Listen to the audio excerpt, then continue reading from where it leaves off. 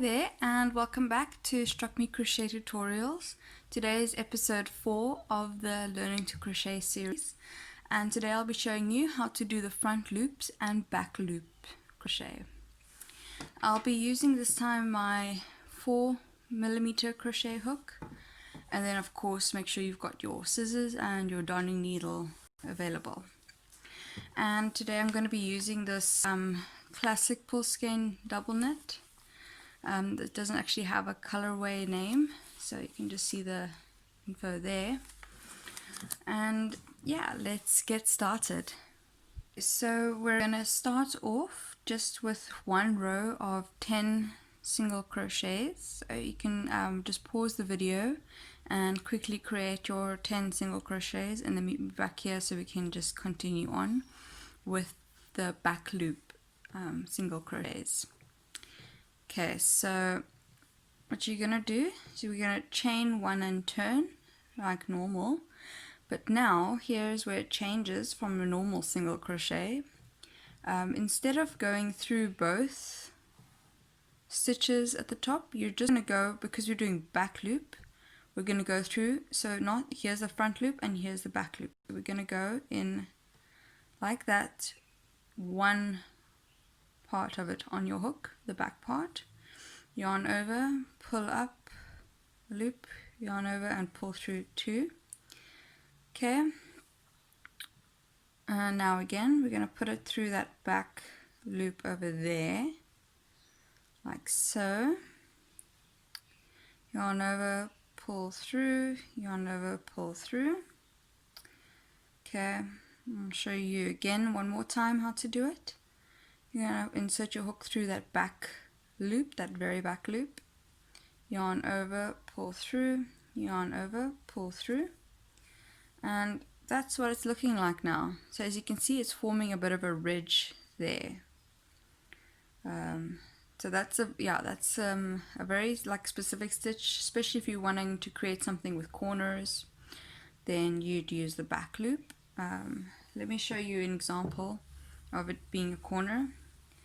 My bag I made here, these are back loops here and here to give it a nice crisp fold. So that's generally what you'll use it for, but then there are also other different types of patterns where you just want it to have a nice sort of textured feel, like for gloves or something.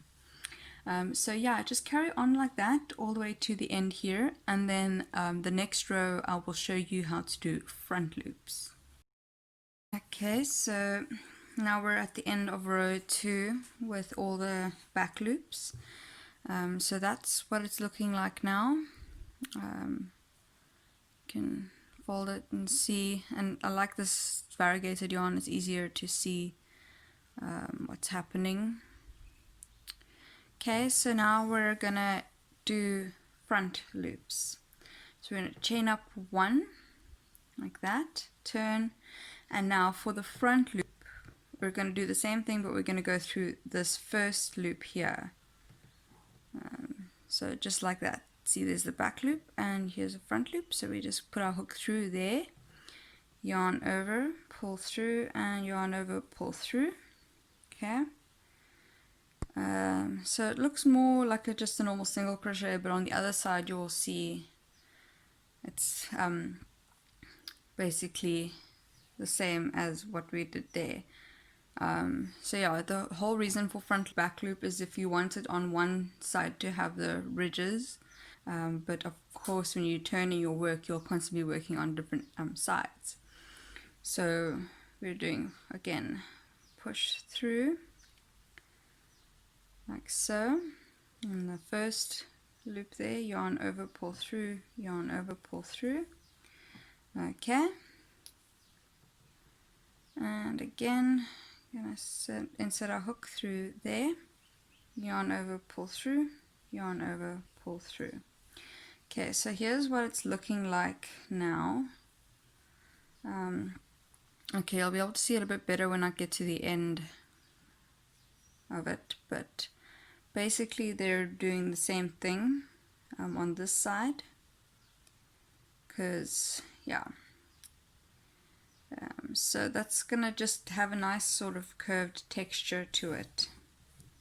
So you can pause the video, go back if you need to, otherwise just carry on to the end of the row here, and I'll meet you back here just to show what these 2 rows will look like. Okay, so that is now 2nd row done. So that's what it's looking like from the one side. If you turn it, you can see what it's looking like on this side. So here we did the back loops and here we did the front loops, but they look the same because the loops that are being left out are on the same side. Okay, so we're just going to continue on like that a few more rows just to show you what a full one looks like. And I'll be doing the alternating because I feel like that's just the best way to show you, but feel free to like experiment with this.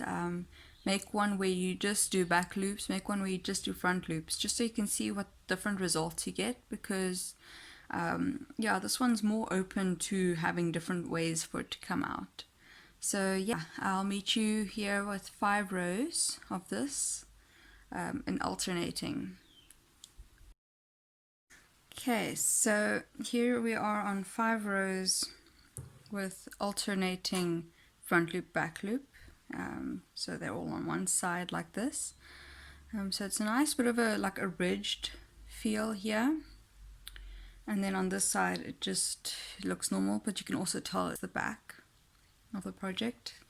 So generally you'd have this in the front because it's just giving your work something interesting to look at. And then yeah, we're just gonna finish it off. You should know by now how to finish off your projects by chaining one and cutting free, and then just weaving in the ends. So I won't show you all of that, but I'm just quickly going to create a project with just back loop only, just to show you what it looks like without the alternating. So here you've got just the alternating front loop, back loop, and here you've got the back loop only. If you look at them, you can see there's quite a difference in the result. This one, because it's on all the ridges are on the same side, every row has the ridge, so it's slightly textured and nice, but it's not as nice as this, where it's every 2nd row that's got the ridge, and it's the same on both sides. So it's got a deeper ridges over here and here, and it's got a very nice texture. So you normally use this for like a cuff on a glove, or maybe on your sweater. That's just to get it nice, and it's a bit more stretchy than just your normal single crochets. So yeah, it's perfect for things that you're going to be wearing and slipping over your hand. And yeah, that's it for today's lesson with the front loop and back loop single crochet. Next week I'll show you how to do the front post and the back post. I'd like to give a special shout out to my first patron, Mabette. Thank you so much for your support. It really is very much appreciated. And if you too would like to support this channel and get a special shout out in the first episode of next month, feel free to join my Patreon account. The link is in the description down below. Basically, making these videos takes a lot of time and effort, filming and editing, and then the yarn itself costs quite a bit, so any support would be highly valuable to me. And there are exclusive benefits depending on what tier you choose. All of them have access to my Discord server, which is where you can chat with other crocheters, swap notes with each other, share photos on projects that you've completed, share the patterns. So yeah, and then also there's some exclusive merchandise for the VIP tiers. But yeah, just click on the link and you'll see more information about that. Thank you so much for watching.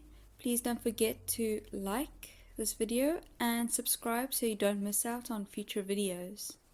You can also follow me on Facebook and Instagram. Links are in the description down below. If you'd like to watch more lessons, you can do so by clicking this playlist right here, or you can click on this playlist for specific lesson bites. Hope you enjoyed.